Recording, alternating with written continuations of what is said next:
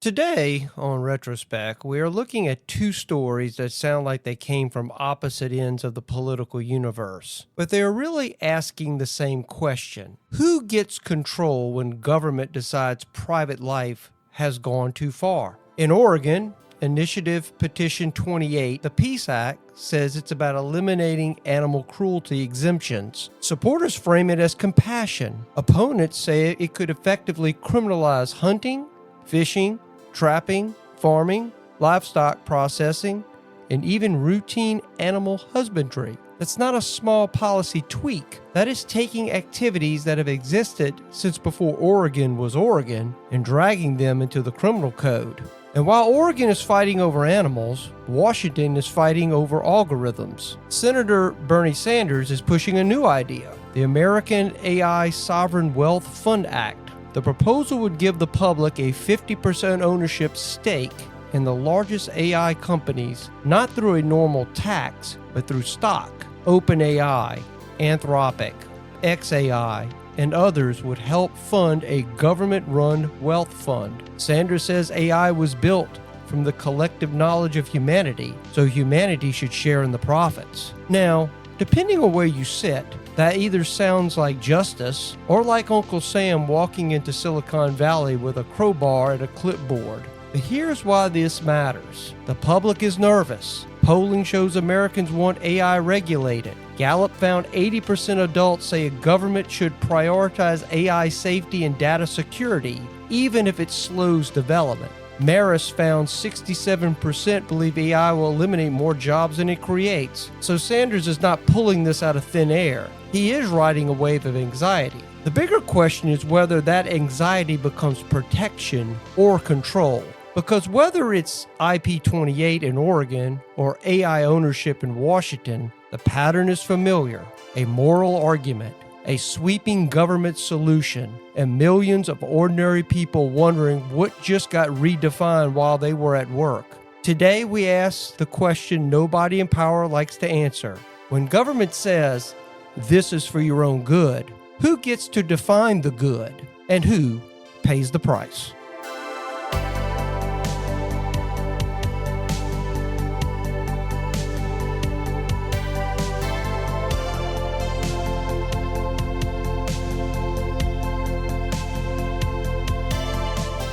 Welcome to the Retrospect Podcast, a show where people come together from different walks of life and discuss a topic from their generation's perspective. My name is Ian, and as always, I'm joined by Stoney. Hello. And Jason. Hello, everyone. How's it going? Well, you said a key word in there. Not AI company. AI companies. Yeah. Okay. They want to control every AI company. Because if the government owns 50%, you think even share is going to do you any good with the government? Yeah. I think it's more of I think these socialistic tendencies of Bernie Sanders is coming out in that argument he's trying to make. That, and you know, on the surface, I understand the idea that AI is making, in essence, it's making its money off the collective knowledge of humanity. I mean, they're using that has been accumulated over decades and centuries to produce a product. So I understand on some level where he's coming from. Mm-hmm. At the same time, man, you talk about you can step into a briar patch with that one. Yeah. I mean, it's... Mm-hmm. Well, where do you think the money's going to come from to buy this 50% stock? Okay, that's our taxpayer dollars. We aren't going to get that stock. That's not going to be in the name of the American people. That's government-owned entities, and that's illegal in America. Okay, we're not going to get profits. Okay, we're not going to get our monthly check off of AI because we, the people, won't own that. The government will own that, and will have control over that. Well, then they'll have control over all the data centers. A good portion of them. Yeah. Who's making the data centers? The AI companies. Right. Okay. So this is nothing but about control. And then when you mix this with the letter of the law in Oregon, for, this isn't about stopping people from hunting. Oh, yeah. Okay, that's a lie. Mm-hmm. That's a lie. The wording of it is very particular. Oops, I didn't pass it up in my little notes here. Yeah. On what the government, the state government, specifically the state police. It's a slippery slope where. Yeah, they're trying to eliminate some exemptions when it comes to animal cruelty, and of course, it's always the devil's in the details with this stuff. Right. And but the thing is that it's vague enough where like you could potentially push it as far as outright criminalizing everything from trapping to. So again, if you have rats in your basement or if you have whatever, like, you can't trap. You won't be able to trap them, or you know. Right. Or inhumanely dispose of them in some way, whatever. Yeah. So it's that kind of stuff. Well, the claim classifications are for IP28 directly says hunting and fishing are illegal. Mm-hmm. Okay, that's misleading. That's not textually accurate. Right. IP28 removes animal cruelty exemptions for hunting, fishing, trapping, livestock, rodeos, farming, and research. Verified. Mm-hmm. So what does that mean? Right. Is shooting something animal cruelty now? Right. Now you can go to jail? If you hook a fish and it takes more than 10 seconds to get it in, are you being cruel to an animal? Right. And then its IP could effectively criminalize many normal hunting, fishing, livestock practices. Plausible legal consequence. Right. And I thought so that's what they're saying is that that's not what it says. Right. But you can take it so far. Yes. To do that. So if for some reason, I don't know. Yeah. I thought whenever initially I'd heard about this, it was kind of said jokingly, but then whenever I had like looked into it a little bit more, I was like, especially because we live in the great state of Louisiana, which is called Sportsman Paradise for that very reason. Hunting and fishing and all those things I feel like is in our people's blood, along with a lot of other things. Because you have to think about it. Hunting has an exemption. Mm-hmm.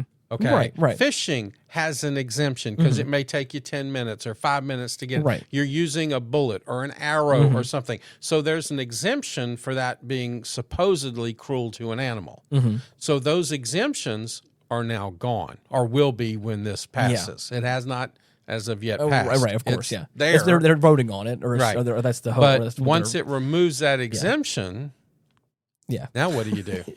And I think also the crazy thing too is, again, it's one of the, like we said before a second ago, it feels like a slippery slope where like what does this involve, like someone who is in the livestock industry in Oregon, simple farming, right? Anything. Or like again, like how far, like would, let's say for instance, like you had to put down an animal for some reason to be less cruel, or because they or weren't able to live a healthy life, or whatever the reason may be, would you not be able to do that anymore without going to prison?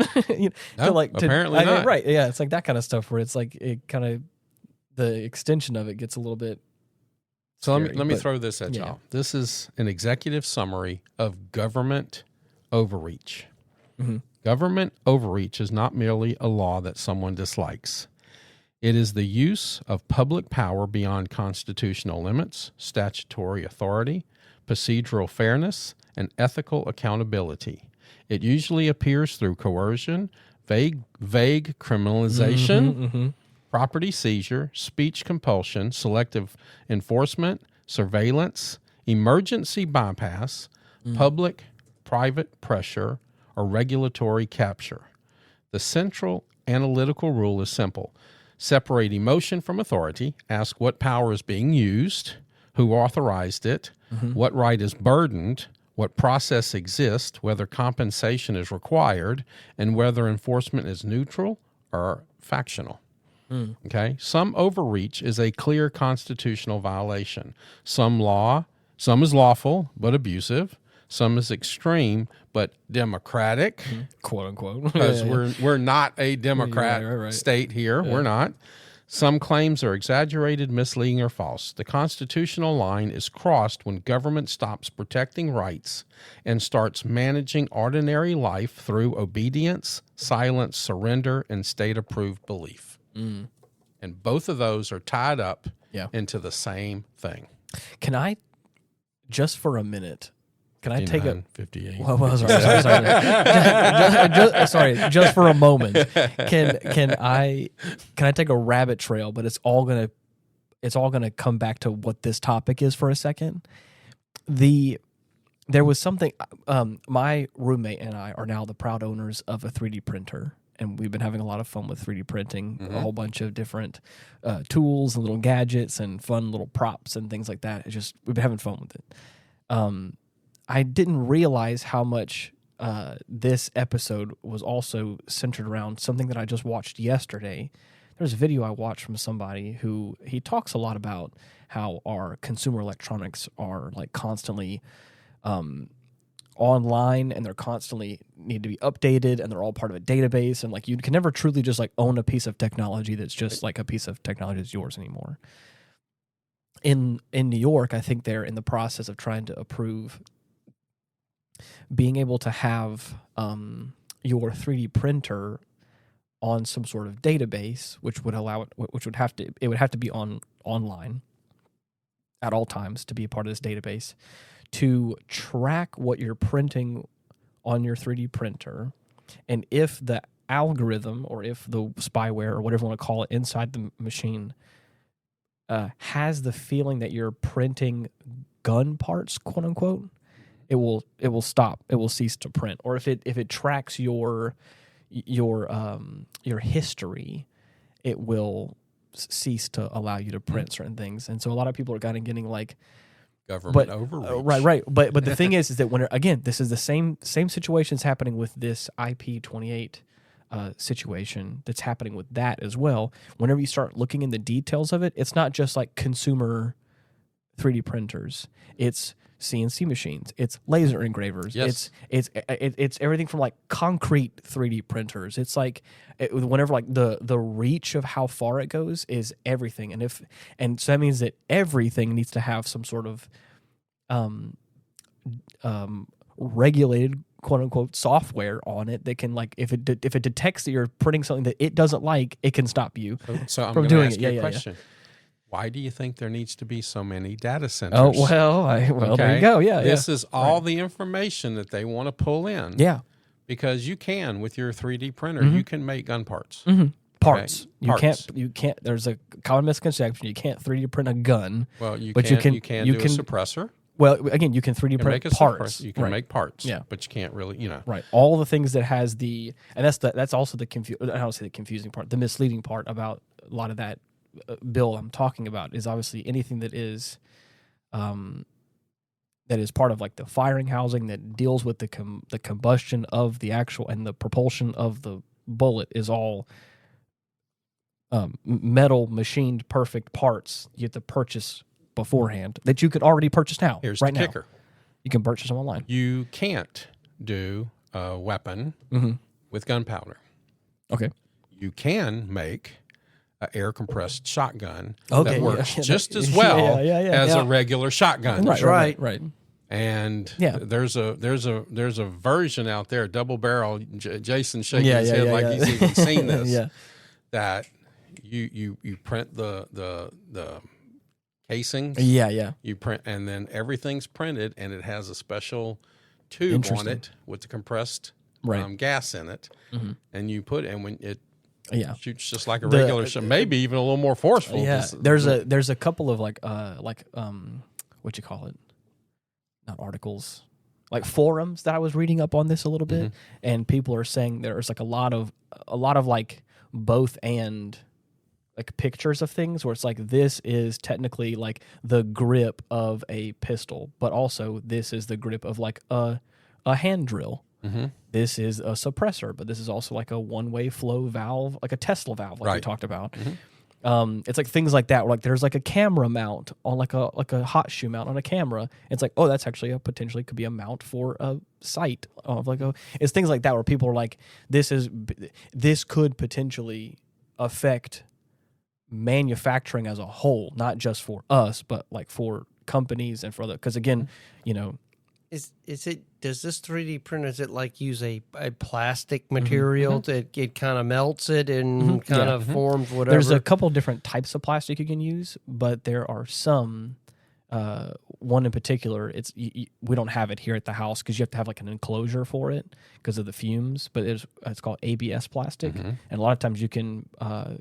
If we were to just change out a nozzle and get a housing for that one, we could 3D print ABS plastic, and you can make like hard, tough tools with it. So it's meant to be more rigid. Whereas the stuff we're printing with right now, even if you print it really thick, if you were really bang at it, you could probably break it, But right. But there's ways to do it. Yeah. There's ways you can get around it. Do you know what I find at Black Friday every time I go? What's that? Rolls of filament. There you go. Rolls and rolls and rolls and rolls of filament. Really? Yeah. $10 a pop. $10 a pop. I may give you a crisp $20 bill and tell you to give me some. Yeah, but so anyway, it's like this whole thing again. Like I said, once you start looking in the details of it, it's like it's not just. I'm telling you, and not only that. Again, it also goes to it's what is it called? Is it the disparity of the commons or something like that? Or it's like it's not just New York who's going to have this problem. The company we bought ours from is called Bamboo Labs. Okay. And so like Bamboo Labs obviously is going to want to be able to sell 3D printers in all of the United States. And to do that, they have to comply with New York. And so to do that, they'll just put the compliance for everyone. The same thing with like California stuff. A lot of times packaging will have a bunch of like cancer warnings on it because they have to comply with California's legislation or whatever. And so they just put it on everything for everybody.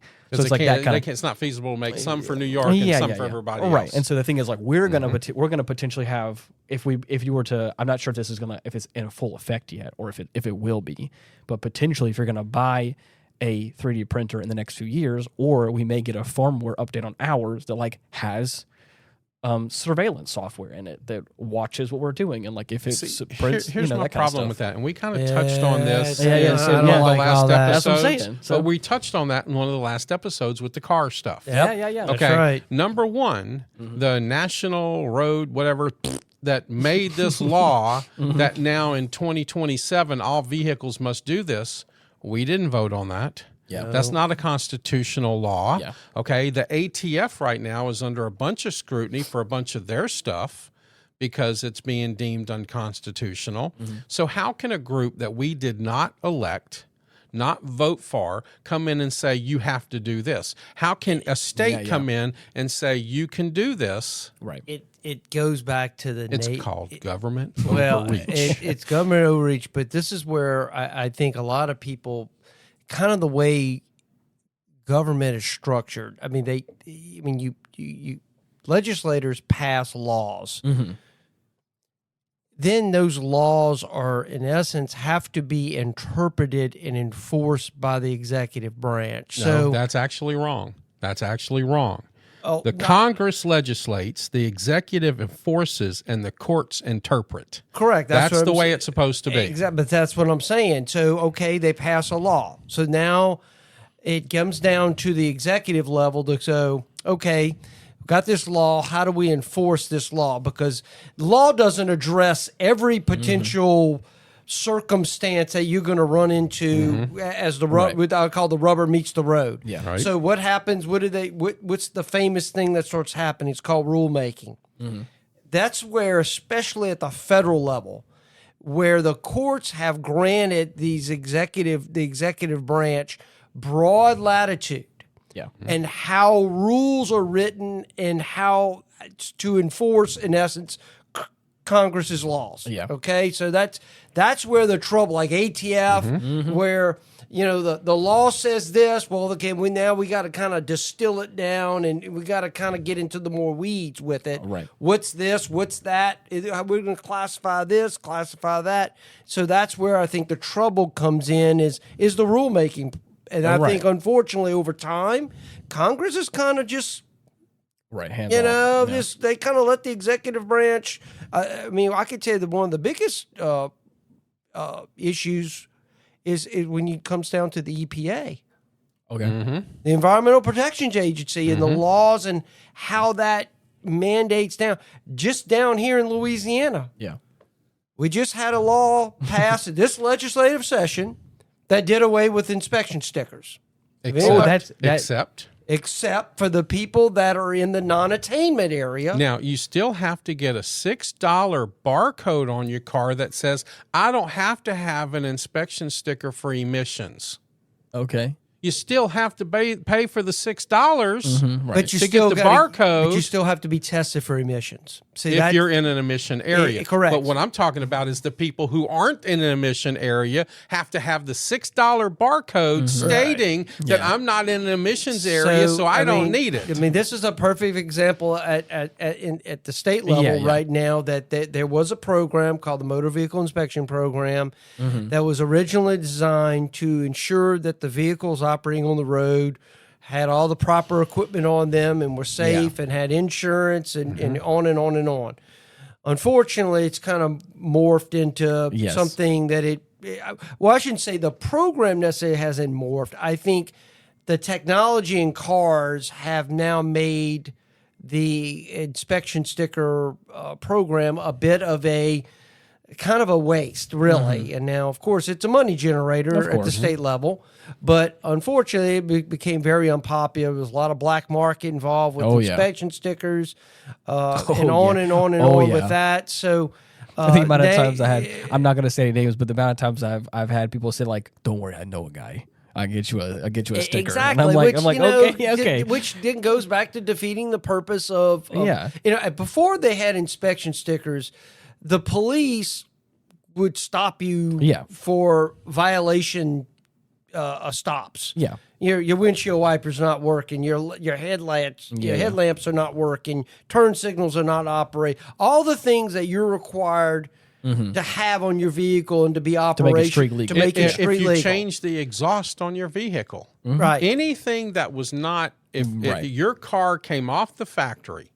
If you put wider tires on it, if you did this, if you this squatted stuff coming out now, all of these things, they could stop you for and cite you for it. Right. So that's when But now the inspection companies, they don't do that. No. You got tires too wide, they don't care. Yeah. You got tent too far down, they don't care. Right. They're making their little money. The government's getting their money, and it's not really helping. Yeah. The only thing that they did insure was insurance. Yeah, because it had to go into the computer, right?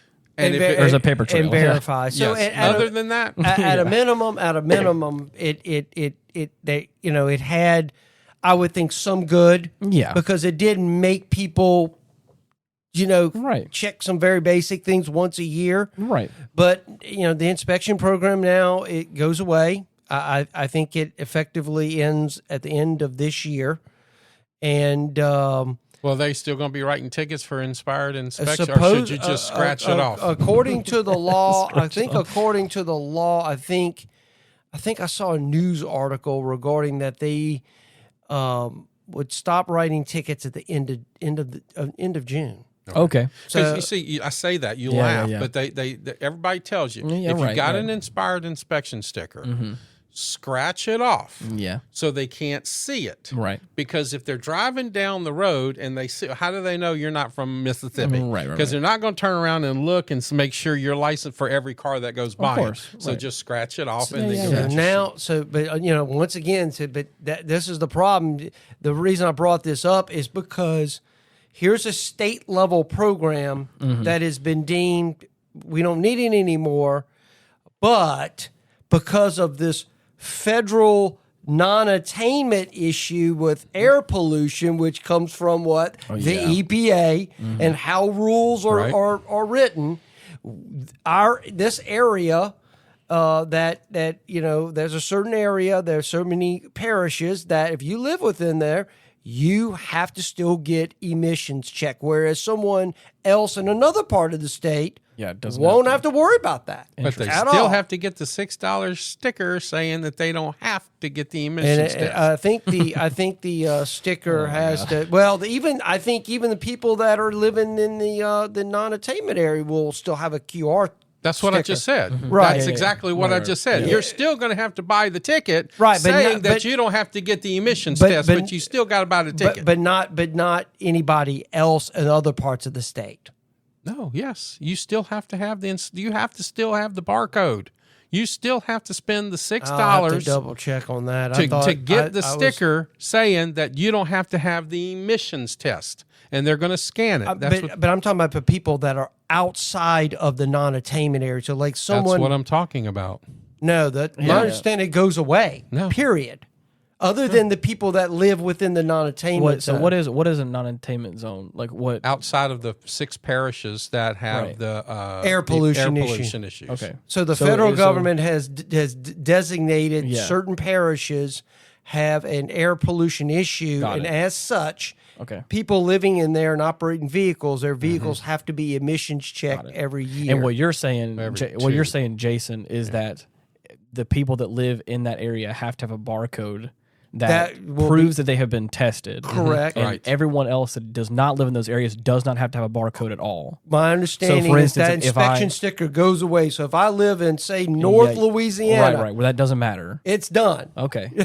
It's over with for you. I mean, so that's what I'm saying. I see what you're saying. Once again, this is what I'm talking about. This is these federal rules. Then here's my point. If everybody, this is why my friend's understanding when I was talking to him about it was everybody's got to have it because they're going to be able to drive by you and scan the damn thing. Right. Okay. If you don't, then just scratch the thing off.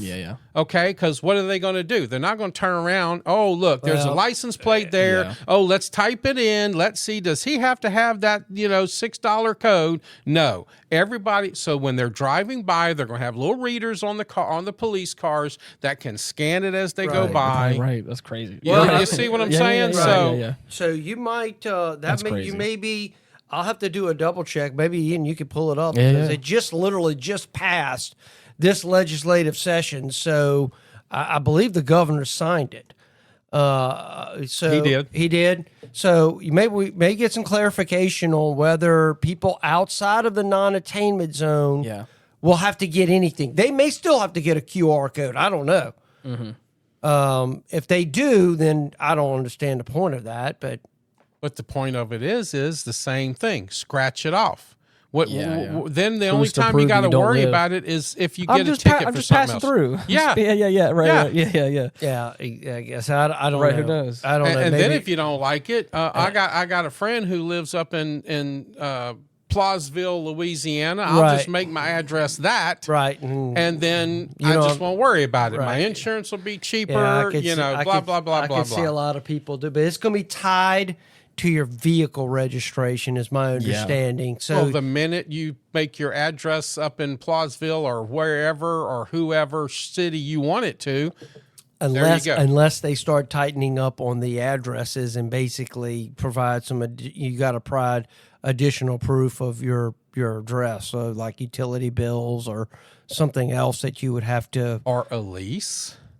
Well, maybe I can sign one any day saying that anybody lives in the house now, it's 12-month lease, blah, blah, blah. You turn that in. Great. Still same solution. So I don't know. It'd be very interesting in essence, because what's going to happen is just like at the federal level where laws are passed in these federal It'll be Office of Motor Vehicles that'll come out and pass their little rules. They will come because they're going to have to publish rules on how they're going to enforce this. So I mean that's just part of the natural process with that. So but I just found it funny that just talking about how we talk about this overreach. That's where the overreach, where I think people start getting in trouble. It's these rules and the amount of leeway, especially at the federal level. At the state level, I think things are a little bit more tightly. There's methods of pushing back on some of this stuff. At the federal level, it's almost next to impossible to fight rulemaking. I mean, it had to go. Look, the ATF only got it in a bind because of the Supreme Court. Oh, that's because the courts finally solved some cases, intervened on some of what they were saying about, guns and all this other stuff and, certain things. And I think it was like bump stocks and some suppressors. I don't know, but was it suppressors? Yes, suppressors was the big thing. Well, I know they tried to pass a suppressor act. I remember to deregulate suppressors, and it for whatever reason it was never pursued. I'm not finding any concrete.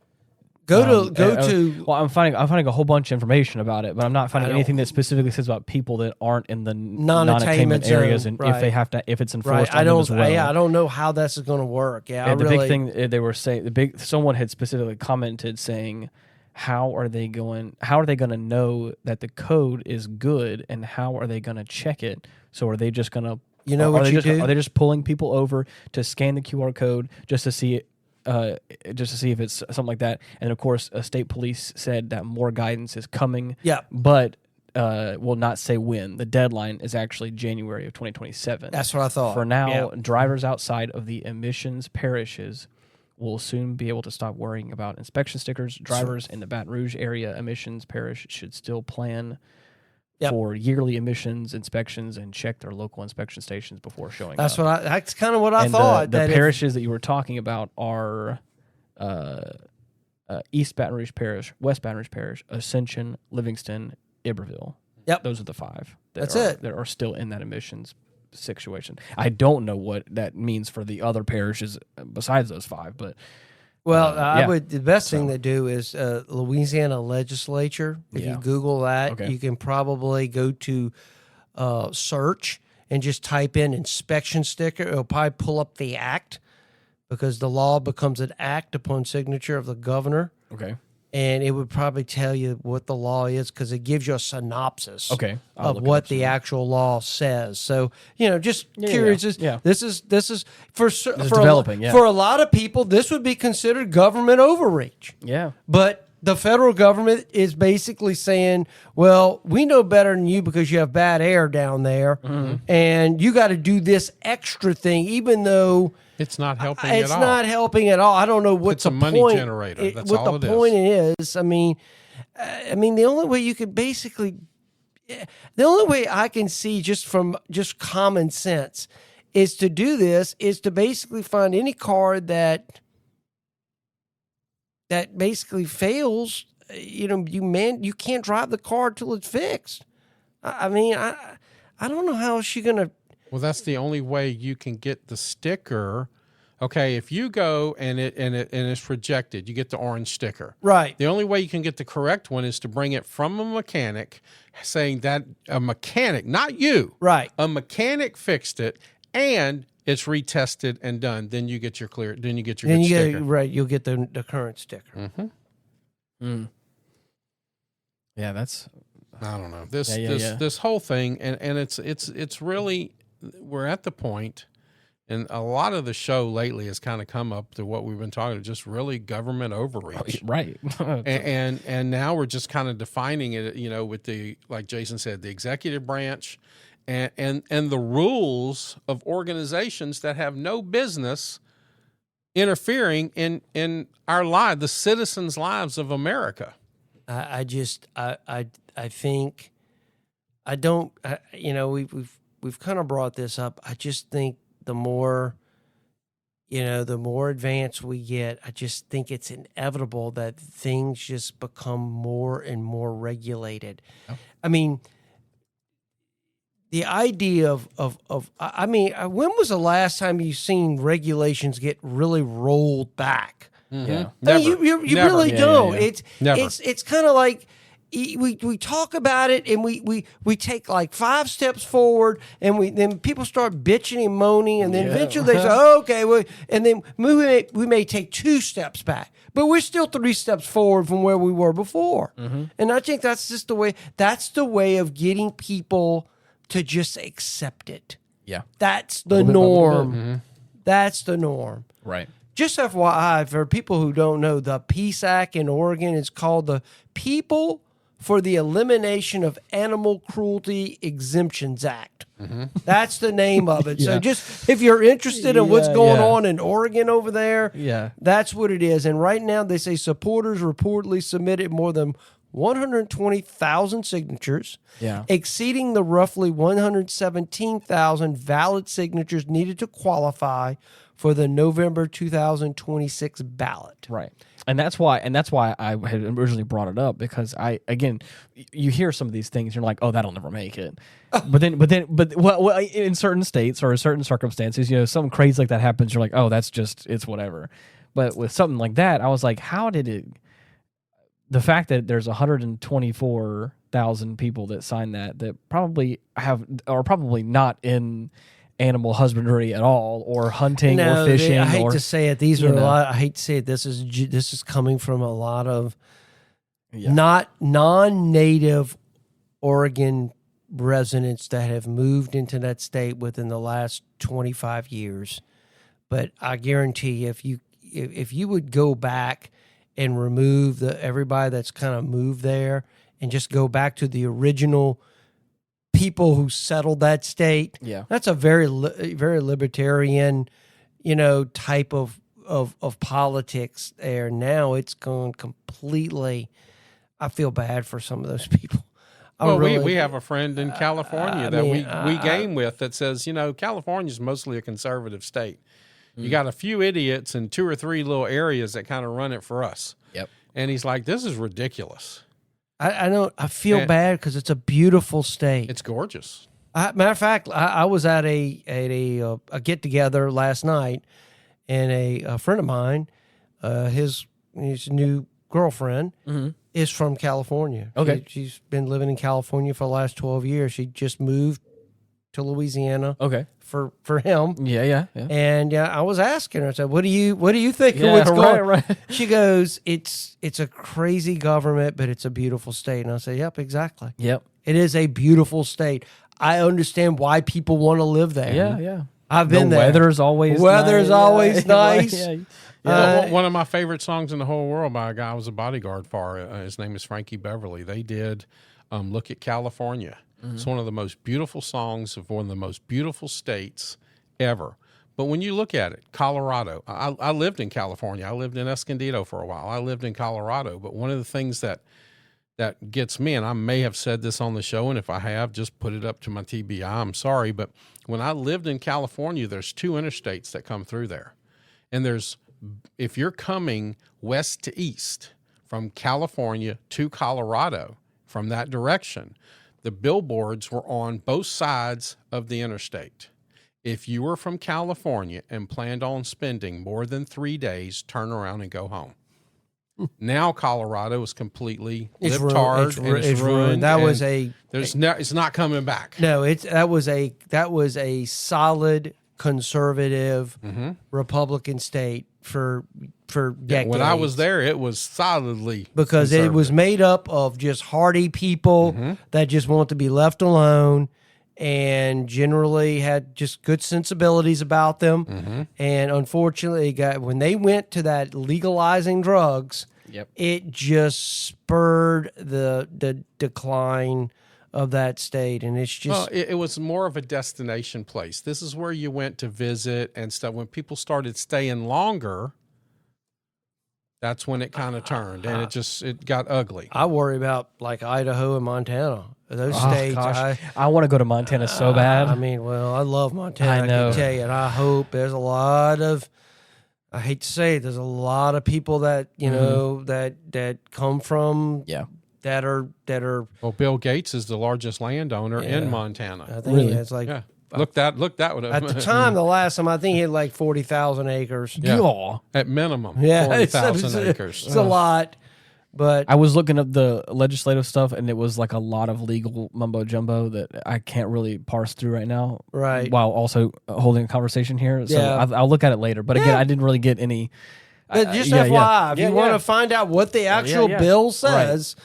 Now, see, that's what I'm saying. You're going to look at that legal mumbo. Right. So that legal mumbo goes to the lawyers at the executive level and says, okay, we got to develop rules. Yeah. How do we enforce this? Yeah. What we think they mean. Yeah. So, I mean, that's the challenge. Right. Exactly. Sometimes they go overboard. Yes. Sometimes they don't do it enough, and then it leaves everybody in confusion because you want to be clear. Of course. You want to have clear boundaries. You want to understand that where everybody understands, okay, what do I need to do to be be compliant? Right. How do I obey the law? How do I obey the law? Let's do it. Well, luckily, the Supreme Court has been pulling back these agencies. They're making them they're saying, you got to stay within the lines. Right. This getting out of the line stuff is stopping. Hopefully that continues. Yeah. I believe...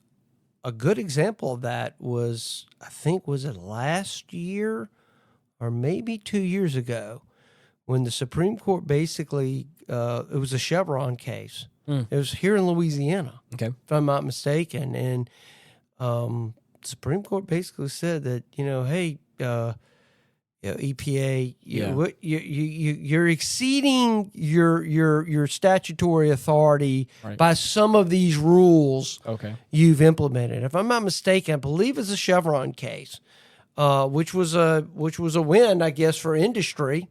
Yeah. Now, West Virginia just won one over the EPA in 22. Yeah.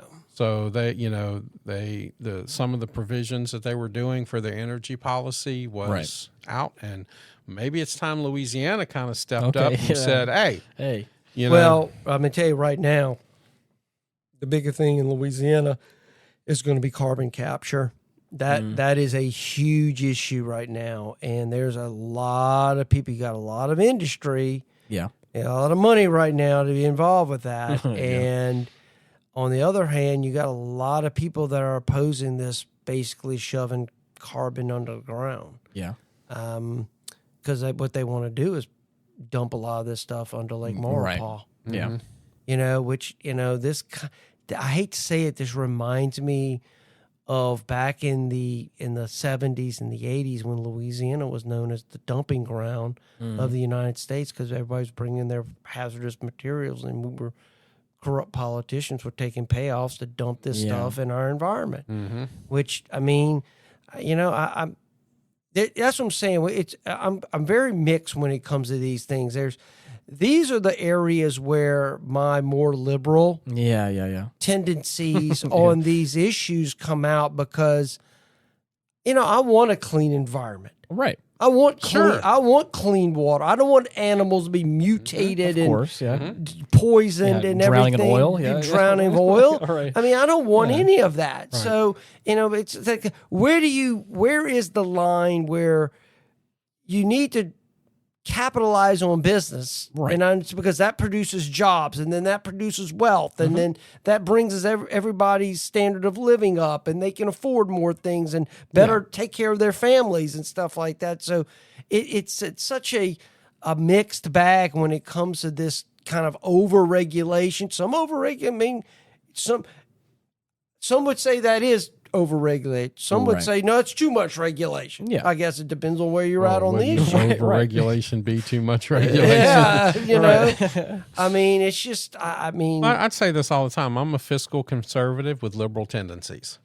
I want a good environment, but I also think that as a money grab, and the libtard Democrat Party has proven beyond a shadow of a doubt that they aren't in it for the environment. Right. They're in it to have their little slush funds and all these things that aren't helping the environment at all. Right. And they want to shove things down our throat so they can make their money and have their control. And then to go back around to the AI discussion about all this, we have all these data centers as well. We have all the that's proof right there that they don't care about our environment. The damage that these data centers are going to do is far beyond any benefit that we'll ever get from them. But boy, every libtard is for the data center. We got to have it. And it's going to destroy. We can't fathom how bad that's going to be. Oh yeah, we really. I think it's. I feel like we're building the skeleton right now of a Skynet, of a world. Whether it's Skynet or no, it's Skynet. They should just change the name to it right now and make it Skynet. I think we're basically little by little we're laying the bones of a body that's going to be created that right now we can't envision. And I tell people that all the time. I mean, there are probably things are going to. We're not even fathoming them right now. It's not even part of the collective consciousness. We're not there yet. But I guarantee in 10 years, we're going to look back and go, "Oh, you're going to look back. That was the start of it. That was the start of it." I mean, it just was. So but look, I'm telling you, there's a lot of people that are there's some people that are really pushing this kind of shared ownership in AI. But who's sharing it? Nobody's sharing it. They're saying some sort of public collective, but now I'm going to tell you, I think this now ties into something really on the financial level nationally. Just you follow the money. think about this right now. Like for example, for decades, Alaska paid residents from oil revenues to live in Alaska. Really? Yes. Yeah. Everybody got a stipend. Get out. But that's not what's going to happen. No, of course not. Okay, with AI, that's the government owning AI is not going to give us a stipend, and that's never going to happen. Right. But they'll pretend like that's what's going to happen to pass it, and then of course then we're going to go, wait a second. I think this is a way because I think right now, and we've touched on this on other discussions. Right now there's a lot of movement in the world to a lot of countries that are trying to get off the petrodollar. Okay. Now we all know by us having the world's reserve currency that enables us to print money and live beyond our means. Right. It just does. I think if the inevitable ever happens, that somehow the dollar is dropped as the reserve currency. And this is what worries me about sometimes America's excursions into around the world. And I think, unfortunately, a part of where a lot of people were America first, I think there's a lot of people that were wanting this administration to solely focus on trying to fix the ills of this country. Of course. Because you're just spending tons of money in foreign wars that absolutely, how does that help the average person trying to pay their bills? Right. It really doesn't. Yeah. But I think the thinkers right now, what group of people that can, in essence, hold the debt of America? It's these AI companies. Yeah. Because of what they are, the value of them are. And I think that is the long-term thinking. I think the powers that be are trying to find what could be the hedge. Yeah. If the dollar gets dropped from an oil perspective, where are you going to get your money to be able to do things? Yeah. And I think right now, these AI companies, they are the new oil companies. Yeah. It's information. It is exactly. It's your information is power. Yeah. Information is power. And I really think what's driving this is that. Yeah. I think the long-term projections are, how long can the United States hold out as the reserve currency? Yeah. And I truly, this is my gut is telling me AI is going to become the new petrodollar. AI companies are going to now hold they will control the wealth around the world. Because if you make the AI companies now the hedge, well, it's all over the world. Yeah. You can't get away from it. Well, especially like with the size of the data centers. I think, wasn't it the one like in Utah or is it Nevada that's like absolutely massive or whatever? Oh, it's yes. Why would you even need that big of a data center for something? I don't know. I think the scariest part about that is that I don't think that's far off. That's the crazy part, is the fact that it's like you're saying that and it's not like some crazy outlandish idea, whereas maybe a handful of years ago it may have been. And we've talked about universal basic income. Yeah. I'm just telling you, I think you're kind of laying the groundwork to be able to do this. And there's two wealth fund models that Bernie Sanders has kind of brought up. The Norway Government Pension Fund Global, it's valued at over $2 trillion. And then, of course, the one I just mentioned, the Alaska Permanent Fund, which distributes annual dividend payments to Alaska residents. And is he proposing that yes, every U.S. citizen gets? Well, he's basically saying, he would like the United States taxpayer, which would in essence be your tax dollar, right. to basically own 50%. Now, like Sam Altman and them, they all agree that there should be some ownership. I think a lot of them have said they're kind of on board with that idea. I don't think they 50%. No, Now, yeah, I think that much. may be a little too much on their end, but Right. there is with these guys. I mean, Elon and all these guys they operate a little differently than what the oil barons of the early 20th century operated under. They're a little bit more kind of free of giving away their money than what some of these oil barons were versus when you think of the Rockefeller and I think it's also the Carnegie and all them. They have so much more as the thing. Well, I don't know if they do in dollar, Maybe, Rockefeller was probably the wealthiest man ever to live. Yeah, I believe he is. Right. Well, but but the thing is, whenever you look at the wealth of Elon Musk, he could throw around a lot of money, and it wouldn't that's affect what I'm saying.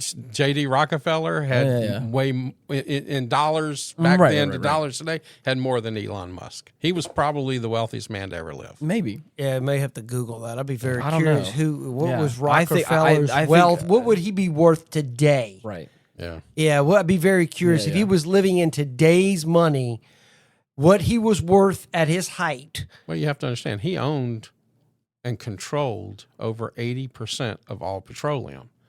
And then when the government stepped in and broke it all up. Yeah, all he did was sell it to his friends and family. Yep, exactly. So he still controlled it. So it wasn't that it went away. He just put it in trust funds and generational wealth, as they want to call it. Right. They always, they're trying to find ways to protect themselves or protect, help their families and set yourself up. Let's see. Yeah, what is it? Well, I'm just curious. Carnegie. I mean, at the time of his death in 1937, John D. Rockefeller had an estimated net worth of $1.4 billion, which equated to roughly 1.5 of the U.S. gross domestic product, or GDP. Because assessing historic wealth across different economies or economic areas is highly complex. There's a few different ways. Share of GDP valued at over 400 billion to 600 billion in today's modern economic terms.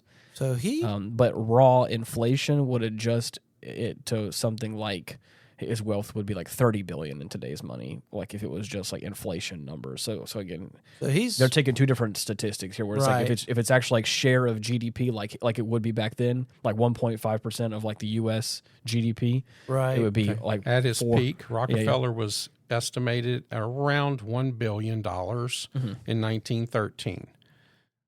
Right now, Guinness lists that roughly at $631 billion in 2024. Right. I don't know what Musk is about $450 billion. I thought he was He's on his round to $1 trillion. Right. I don't think he's there yet. I think something to do with his company and to make him the first trillionaire. His estimated Elon Musk's total net worth is estimated approximately around 840 billion, or potentially 735, according to like Bloomberg and others. Depends on how. So Forbes and Bloomberg say anywhere between 730 to 840. So it's like still, regardless, crazy amounts of wealth. I can't even imagine one person owning. Yeah, that's what I'm saying. So he is basically him. Altman, they are the new Rockefellers and Vanderbilts and Carnegies. Mm-hmm. That's the new thing now. So it's crazy. Yeah, and like the point I was kind of saying with some of that was the fact that with that amount of wealth, he could even if you don't have it in liquid cash, you can still throw around some. You can still make some financial.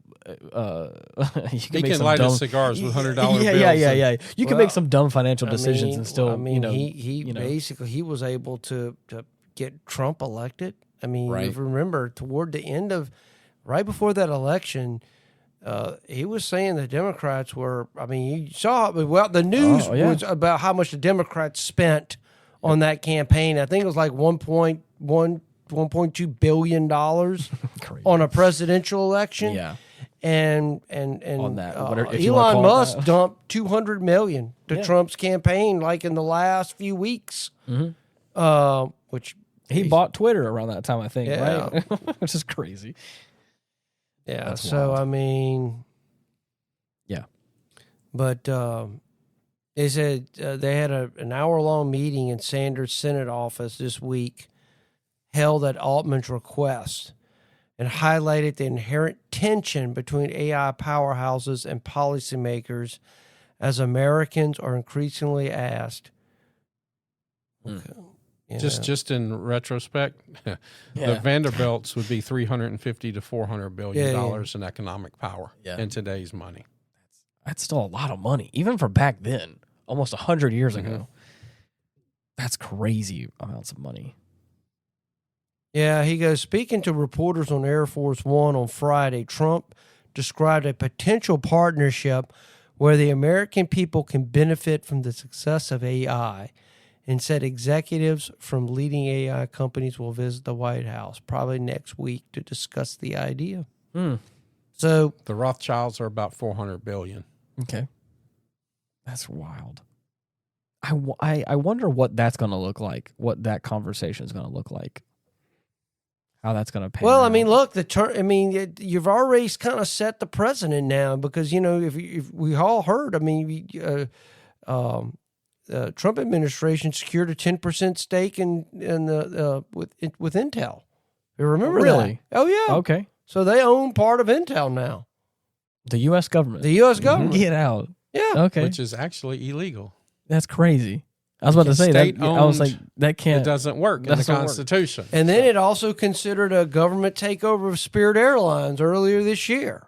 Well, look how. And they say, although the airline couldn't reach a deal and it ultimately closed. Right. But I mean, so I'm saying the idea now, what you're starting to see is we've advanced 5 steps. Yeah. People bitch. We take two steps back, but we're still 2 steps forward. Or towards socialized. Socialism. Look, it's hard to vote against Santa Claus. Okay. It just is.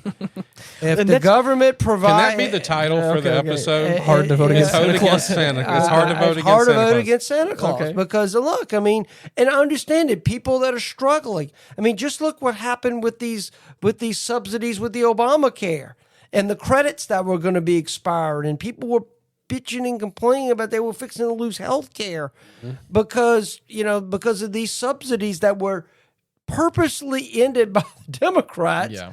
And because the fact of the matter is, you're basically creating socialized medicine. I mean, that's what you're doing. I mean, so that's what I'm saying. As long as the government is given, most people are not going to slap the hand away. They're going to take the money. Right. Because people are hurting. Well, they're going to take the money. Right now, there's a big push in Canada to end the equivalent of Social Security. Really? Yes.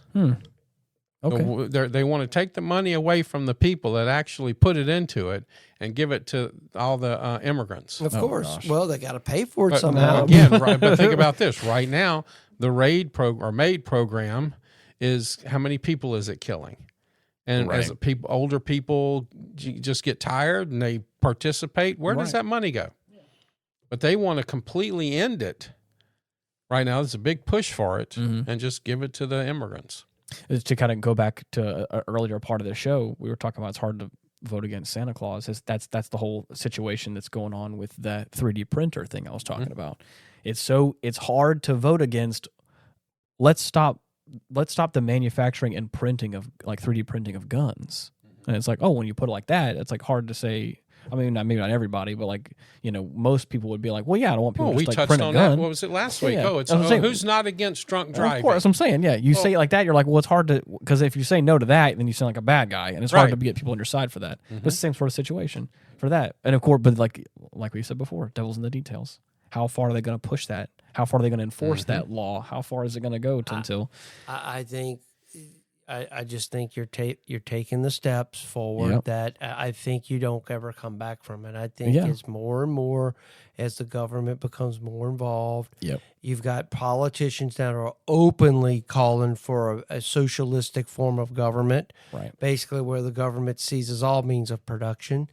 I mean, I never thought in America you would have, American cities being run by avowed socialists, and what we're seeing today. I mean, I think our ancestors would be shocked of what's going on here. But it happens one day at a time. Yeah, it does. It does happen one day at a time. Yeah, that's crazy. Man, it's not going to get any easier going forward. No, of course it's not. going to continue to get worse. It's not going to get absolutely any easier.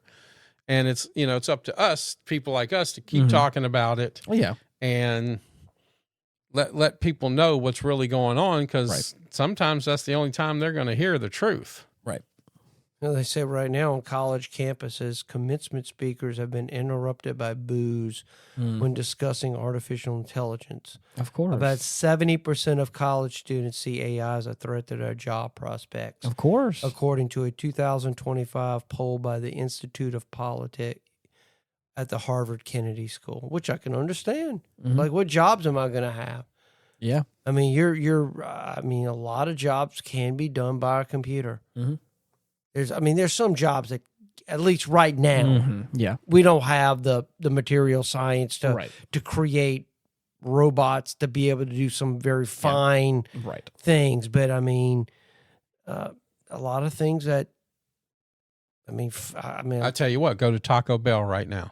Guess what? Oh yeah, you ain't talking to a person. You're right. That's AI. Taco Bell. They got somebody in there cooking until eventually the robots. Well, they got robots. McDonald's has 3 McDonald's that are completely run by robots. So that's it's not that far from the crazy thing that I heard.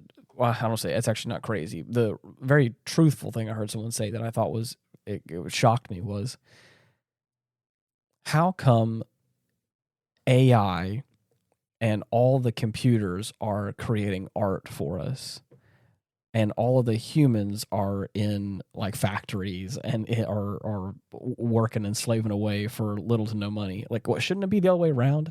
Shouldn't we like get these robots to do manual labor, to do to do simple jobs and factory work, so that way we can have the ability to afford the freedom of creating and making music and art and like I'm gonna tell you from what I have seen of things that have been produced. I'm a firm believer that art is a reflection of a culture's soul. And what I've seen produced doesn't give me much hope. I agree with that. I think that when I see some of the things... But I hear you, but it's putting people like myself out of work. So people are using it because it's cheaper than paying me to do it. And they can also type a few words in, and it does it for them. Absolutely. I think it does a worse job. The graphics that come out of it, the content that is made out of it, I think a lot of times is too busy. There's too many words. It's too messy, or it's like things that I have curated that maybe not the average person may not see the value in, but I do think it communicates to individuals and people a lot of times events or like dates, things they need to know, and I can do it in a very creative and fun way. But it's the simplicity of it. You type in a few words, you get what you want, and that's all they care about. And that's the hard part. Is like that's the I see I could see, and trying to find a ray of hope for you. Where I see where the AI is doing the job did. I see, when it comes to AI, though, it all depends on the inputs. Of course. And what you've put in there. To me, that's where I see the creativity come out. And I can see how that part of it can get smoothed out, could get... I think there's room there for creativity to flourish. Well, when we started and we did our episode on AI, y'all remember how I messed with y'all in the beginning of that one? That was pretty funny. My prompts were a sentence long, 2 sentences long. And now when I'm working with AI, I have prompts that go 2,500 words. That's what I'm saying. That's that creativity And now. that's how it changes. But one thing you said earlier about the soul of it, where is society and the soul of society? Now, I don't know why this popped into my head, but Paul Newman kind of had it right. He said, we live in a world, in a society in a world where lemonade has artificial flavors and furniture polish has real lemons in it. Yeah. I mean, think about that. That's the creativity, the real lemonade. Who didn't like as a kid going and getting a real fresh squeezed lemonade for a nickel on the corner? Right. Yep. And now, if you want real lemons, you got to go get furniture polish. Right. Real musicians are being put out of work because of the oversaturation of AI generated music. And it's like, it's that kind of stuff too. That's like, it's frustrating to see that like people are okay with being swindled by AI music. They listen to it. They're like, oh, it satisfies a very fleeting feeling. And then it's just on to the next thing. And it's like, that's okay. Like if that's what you want. But at the same time, whenever I've tried to encourage people like, hey, this is AI generated music. And I want you to know, like, there are actual musicians that make certain music, and I don't like supporting that. I don't like listening to that. I don't want to hear your AI generated music. I'm sorry, I don't want to do that. And they get upset because it's like, you know, that's, I don't know. It's just that kind of stuff too, where it's like there's certain aspects of that where like the world is changing, and I do think there is a place for art. I do think there's a place for music. It's just I'm realizing that the overwhelming majority of the populace is okay. You know, within reason. I'm not saying this is everyone. There's a lot of people that don't like AI, but I think there's a lot of people that are okay with it and are complicit with it. They're like, it's whatever. And because of that, that's the part that worries me. Is like there's a lot of AI content being circulated around. But see, I think that's one of the things against the attack on the American family that I've been pushing. J.D. Rockefeller said it when he started the school system. I want stupid, uncreative people to work, and we're taking the creation away from the very soul of the people. I'm in agreement with you on this. Yeah. That we're taking that away from our soul as a society. Well, when you're creating people that aren't creative, let me just chat GPT it or Google it or Siri. You're taking away, you know, I had to go look in the Encyclopedia Britannica for that school lesson. Yep. I had to actually learn something. Yep. I didn't have to just type it, copy, paste it, move it over, put it through Grammarly to take away the AI essence of it and then turn it in. Right.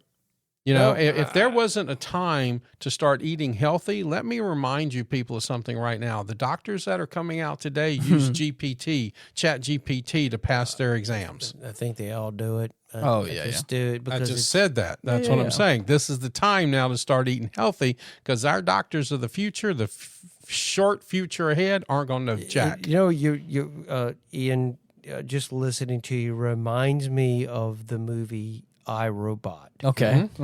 Will Smith is talking about everybody's was getting a new robot. Yeah. And he was talking about, you know, robot doesn't, and he was having this conversation with the AI, the robot. Yeah. And he was saying, you know, y'all can't do this, and y'all are just lights and this and that. And the robot came back at him because looked at him and goes, well, can you produce a great piece of art? And he couldn't because he was just a police officer. Yeah. I mean, and so I get it where we are now. I think 100 years from now, as the tech continues to get, I think you're going to have things that produce great pieces of art. Now, I think what defines a great piece of art goes back to what I said is the soul of our culture. And I just look at what the works of art like Leonardo da Vinci and those, Michelangelo, I don't see that today. Right. I just don't. I think I think my frustration and my concern comes from a place of I don't like the fact that we live in a society that we live in a place right now where it is harder for people to be creative and to learn how to acquire those skills. Right. If you want to survive, you got to have a job to put money on the table. Right. And sometimes doing that is a very hard job, or is not something that you love to do, or is not creative in any capacity. I've been blessed, and I've been very grateful that I have in the past had a job where I can make a living doing very creative stuff, and I have loved that. And it just makes me upset that like we're getting to a place now where people aren't picking up instruments. People aren't learning how to make physical art or digital art, partially because it's mostly a hobby, or they don't have time for it. After raising a family and after having a job, it's hard to do that kind of stuff. And so I would love to be in a place where, like the joke that I had made earlier is like, I would love for the robots to do that work. Go work in a factory. Go do that kind of stuff. So go dig the ditch. So that way I can have the freedom to like create. So I can learn a new instrument if I wanted to. So I can learn how to paint. I can learn how to, right. and do whatever. And maybe not to make money for it, but like to express myself. And that's the thing, is that I feel like we're at a point now where the expression of self is through AI, which may be okay for some people, but like I want people to feel like you can teach an old dog new tricks. You can be young and you can learn, something and just try something. And that's the hard part, is I feel like we're in a world right now where it's like, well, if it's not going to make you money, or if it's not going to, or you can hook yourself up to the machine like they did in the Matrix, yeah. Keanu Reeves was going, I know Kung Fu. Yeah. It's right. Transhumanism. Maybe, yeah. Maybe that's what the future holds. And I'm just an old geezer, still stuck in my old ways. But that's where all of those movies are about the same thing. Yep. AI. Right. AI. Yeah. AI. All of them. I think probably they were in that looking toward the future when they came out with those movies, knowing where everything was going. I think I remember watching iRobot a long time ago, and to go back to that, even if that police officer was just a police officer and had never really done a great work of art, I still feel like in that moment, I as a human being could look at the robot in the face and say, I cannot physically make a great work of art right now, but I could. Whereas you may have to have input. You may have to have a database to work off of. You have to pull from something else. Whereas for me, I have feelings, and I can pull that from myself, and I can make something new that maybe has never been seen before or heard before. Or I can I can string words together in my own way and make something sound cool and make it provoking and emotional. Like, I don't know. That's where I am. I'm also a very creative person, so that's what I get. I get it. I got a lot to say about it because I feel. I get it. I feel a lot of things. I get it. So, but anyways. Interesting topic, guys. I mean, it starts off with government overreach, and now it's looking at complete overreach with the government just being a tool of AI. Yeah. Well, it's about where we're going. Well. Yeah. I just people want to do things, and the mechanisms by which we go about trying to make change in the world have unfortunate consequences. Yeah. They just do. Right. It never really ever works out the way originally it was intended. No, of course not. It always gets morphed and changed into something else. Well, for anybody out there who wants to share your opinions on all of the various things we talked about today, or your concerns, your thoughts, your feelings, we have comment sections on Spotify and on YouTube where you can leave some more short form responses. And then we have our email address, getoffendedtogether@gmail.com, where you can send some more long-form responses in case the comment sections won't fit all of your feelings. Be sure to like and subscribe wherever you can. We're on all the major podcasting platforms. We really appreciate all the support. It means a lot. And until next week, bye-bye. Goodbye, everyone, and God bless. Rights are not permissions. Your right to speak is not a platform policy. Your property is not a temporary rental from the zoning board. Your business is not a privilege granted by a regulator's mood. Your faith is not a hobby government gets to tolerate when convenient. Your medical choices, your children, your land, your livelihood, your conscience, these are not little boxes waiting for agency approval. Now, does this mean nobody can regulate anything? Of course not. That's bumper sticker thinking. We live in a real world with real harms, real fraud, real pollution, real crime, and real emergencies. But every time government acts, the burden should be on the government to prove its authority, not the citizen to beg for permission to live normally. That's the great flip we have to reset. Because once normal life becomes a regulated privilege, freedom becomes paperwork, and paperwork has no soul. So watch the agencies, watch the guidance letters, watch the emergency powers that never expire. Watch the public-private partnerships where government whispers and corporations swing the hammer. Watch the rules that punish the small guy while the connected players get a carve-out. And above all, watch the language, because control rarely calls itself control. It calls itself safety. It calls itself fairness. It calls itself modernization. It calls itself compliance. But the question remains the same. Does this protect rights, or does it train the citizens to submit? That is where power stops serving the people and starts managing them. And that is where free people must draw the line. Thank you for hanging out with us today. You're the best. Peace.